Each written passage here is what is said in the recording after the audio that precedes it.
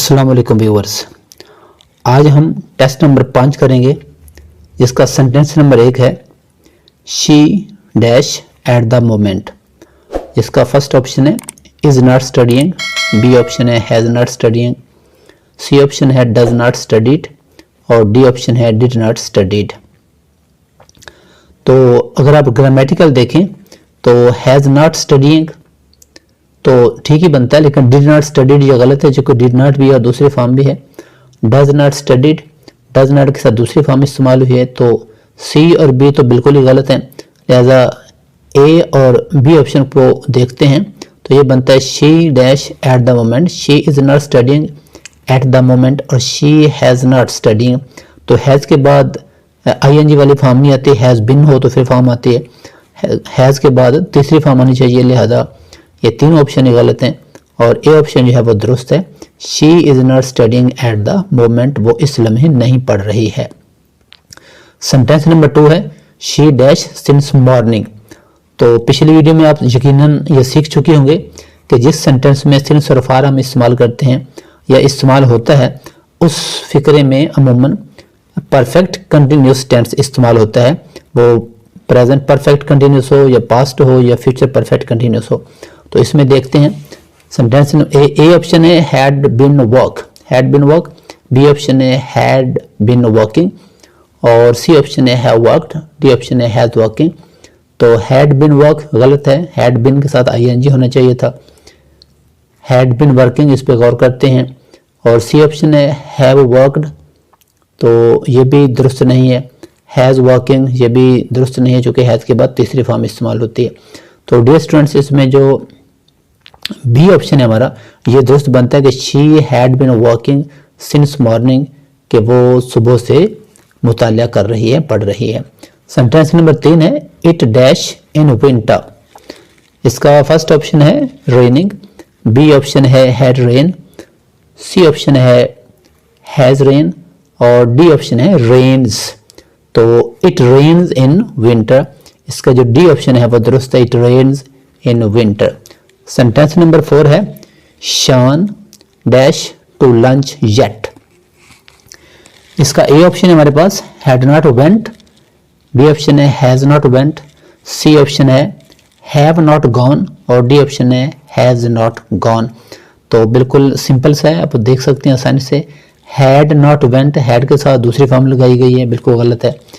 Has के साथ दूसरी फॉर्म है तो ये भी गलत है।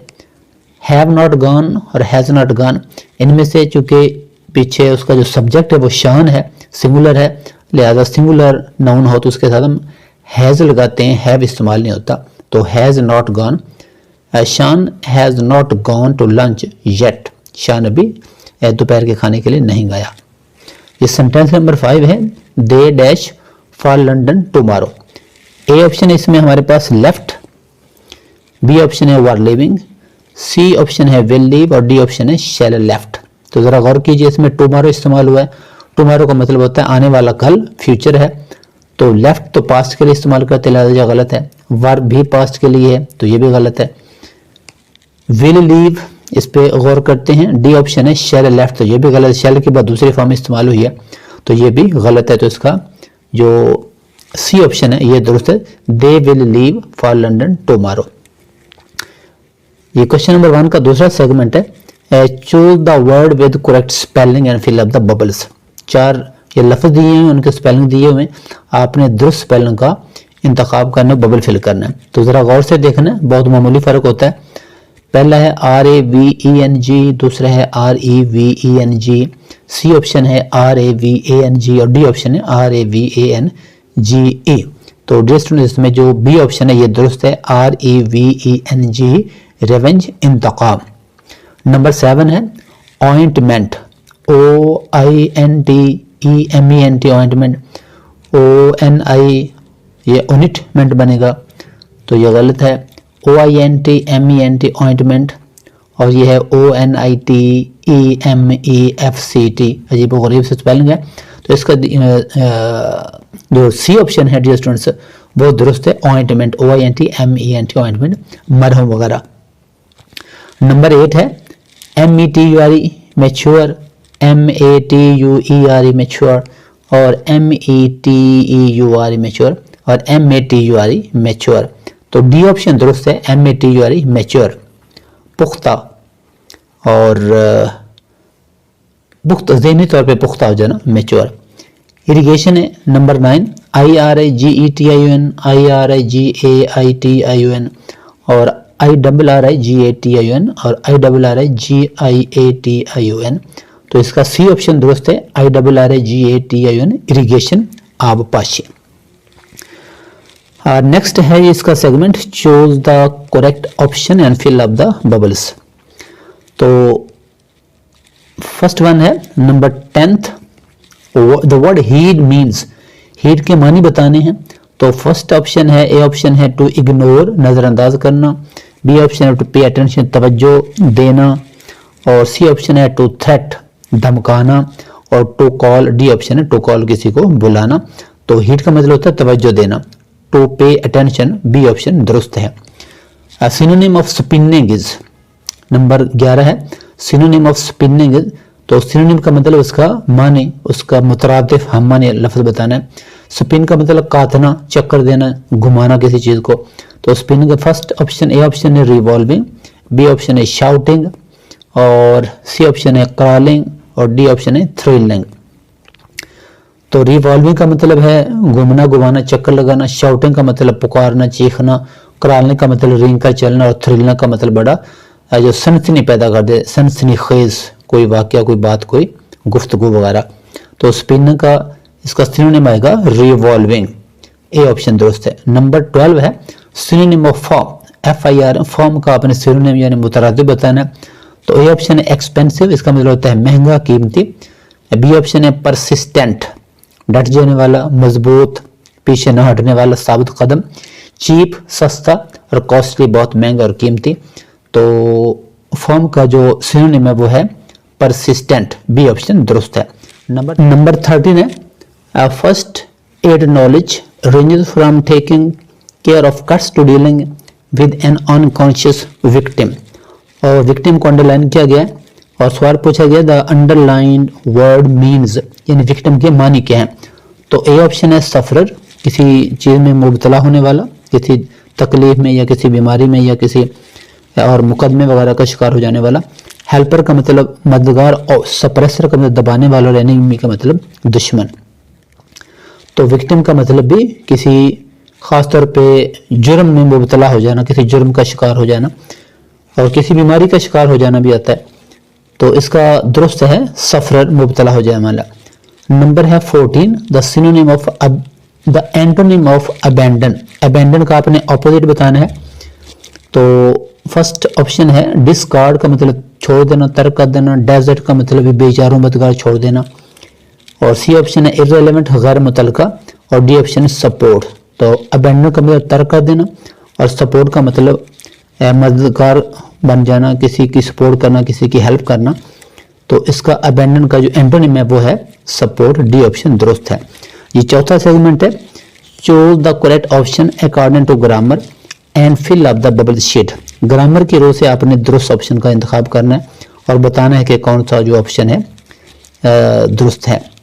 नंबर 1 है she replied that she would come, she would come को अंडरलाइन किया गया और पूछा गया द अंडरलाइंड इज एन, ये फ्रेज या क्लास कौन सी है। तो पहला बताया है एडजेक्टिव क्लास, दूसरा है एडवर्ब, सी ऑप्शन है नाउन क्लास और डी ऑप्शन है जेरेंड क्लास। तो अगर आपको थोड़ा सा याद हो पिछली वीडियो अगर आपने नहीं देखी तो उनको जरूर देख लीजिएगा।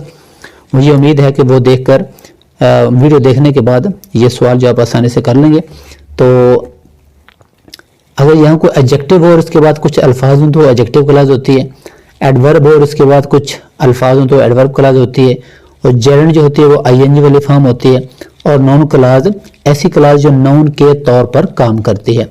तो ये जो है ये है noun clause. She replied that she would not come, noun clause C option दुरुस्त है। नंबर 16 है if we wait here we shall be late और पूछा गया है the sentence is a conditional. बताना यह है कि ये कंडीशनल सेंटेंस है लेकिन कौन सी किस्म का है, फर्स्ट है, सेकंड है, थर्ड है या फोर्थ है। तो कंडीशनल की तीन ही टाइप्स होती हैं, डियर स्टूडेंट्स आपको बताया हुआ है। तो दोबारा ज़रा रिकॉल कीजिए, फिर सुन लीजिए कि अगर इफ़ क्लास प्रेजेंट टेंस में हो तो उसकी जो सब ऑर्डिनेट क्लास होती है वो फ्यूचर में हो सकती है या किसी भी टेंस में हो सकती है, वो पहली किस्म का कंडीशनल होता है। अगर इफ़ क्लास पास्ट इंडेफिनिट में हो तो वो दूसरी किस्म का कंडीशनल होता है। अगर इफ़ क्लास पास्ट परफेक्ट में यानी हैड के साथ बनाई गई हो तो वो थर्ड कंडीशनल होता है, थर्ड किस्म का जो कंडीशन होता है उसमें इफ़ क्लास हैड यानी पास्ट के साथ थर्ड फॉर्म इस्तेमाल होती है। तो इसमें इफ़ वी वेट, इसमें प्रेजेंट टेंस से लिहाजा ये फर्स्ट किस्म का कंडीशन ले लें, तो इसका बी ऑप्शन दुरुस्त है। नंबर है 17,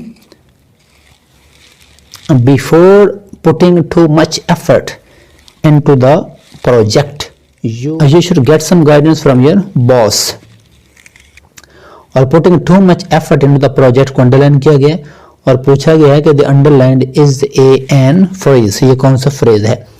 तो प्रेपोजिशनल फ्रेज, बी ऑप्शन है एडवर्बियल फ्रेज, सी ऑप्शन है जेरंड और डी ऑप्शन है एडजेक्टिव फ्रेज। तो ये है gerund phrase, putting too much effort into the project.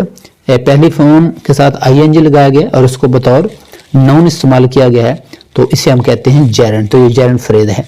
Number है dear students 18, Pakistan is very dear खाली जगह अस, यहाँ प्रेपोजिशन का इस्तेमाल करना है। ए ऑप्शन है टू, बी ऑप्शन है ऑफ, सी ऑप्शन है ऑन और डी ऑप्शन है फ्रॉम। तो डियर टू होता है, Pakistan is very dear to us, तो इसमें ए ऑप्शन दुरुस्त है। नंबर है 19, the crew of Pakistan air force looked smart in their uniform. और क्रू को अंडरलाइन किया गया है और पूछा गया है the underlined word is an. A option है जेरंड, बी ऑप्शन है कलेक्टिव नाउन, सी ऑप्शन है प्रेपोजिशन क्लॉज और डी ऑप्शन है एडवर्ब। तो ये कलेक्टिव नाउन है, क्रू का मतलब होता है अमला, तो जैसे कमेटी या ज्यूरी या क्लास या आर्मी, ये सिंगुलर वर्ड्स हैं लेकिन एक मजमूए को ज़ाहिर करते हैं, एक जमात को ज़ाहिर करते हैं, इसलिए इनको कलेक्टिव नाउन कहा जाता है। तो इसमें जो लफ्ज़ है हमारे पास ये CREW, crew of Pakistan air force, crew लफ्ज़ जो है ये कलेक्टिव नाउन है। उम्मीद है डियर स्टूडेंट्स अगर शुरू से देखकर आखिर तक आप वीडियो देखेंगे तो आज की वीडियो आपके लिए बहुत ही मुफीद रहेगी, आप इससे बहुत कुछ सीखेंगे। अपने दोस्तों से भी शेयर कीजिए, चैनल को सब्सक्राइब कर लीजिए और अगली वीडियो तक मुझे इजाज़त दीजिए। अल्लाह हाफिज़।